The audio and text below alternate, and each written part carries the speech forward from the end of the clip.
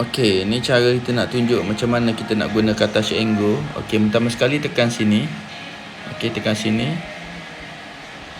Okey, dia ada tiga kategori. Pertama sekali kita scan.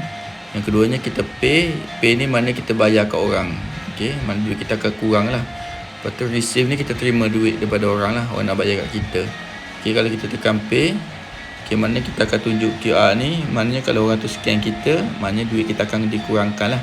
Okey, kita bayar ke orang. Kalau tekan receive, maknanya kita bagi QR ni ke orang, orang scan kita, duit akan masuk kat kita. Macam tu.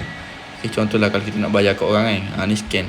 Scan ni sama ada kita terus scan QR dia ataupun kita ambil daripada galeri. Maksudnya QR dia orang tu kita dah download siap-siap. Lepas tu tekan je galeri ni.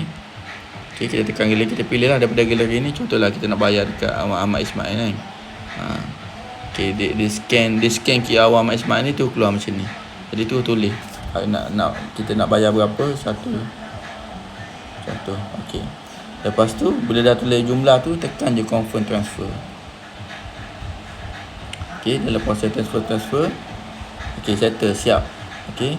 Settle siap ni sama ada kita nak screenshot ataupun kita share receipt lah. Tekan sini share receipt, bagi kat orang tu kan. Okey.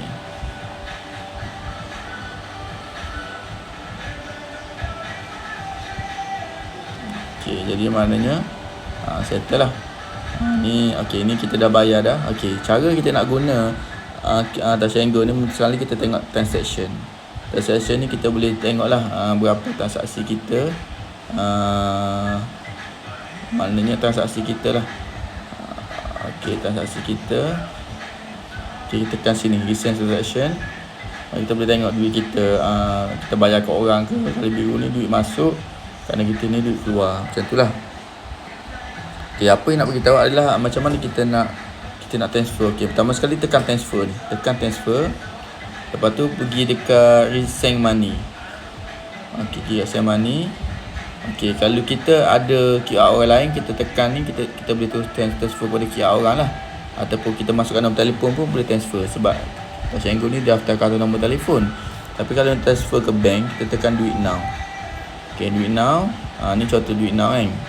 Okay, cara kita nak transfer, kita pilih atas ni dulu, select one. Mana kita pilih dulu bank. Yang ni pilih bank.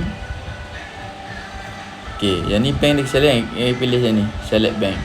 Okay, kita pilih bank apa. Bank apa kita pilih. Contohlah bank apa, bank rakyat ke apa kan. Kita pilih je, contohlah kita pilih Maybank. Kita pilih Maybank, mana Maybank. Kita pilih Maybank. Okay, lepas tu masuk je account number. Masuk account number, lepas tu tekan next, settle. Senang je transfer, bukan susah pun. Okay, alright, itu saja.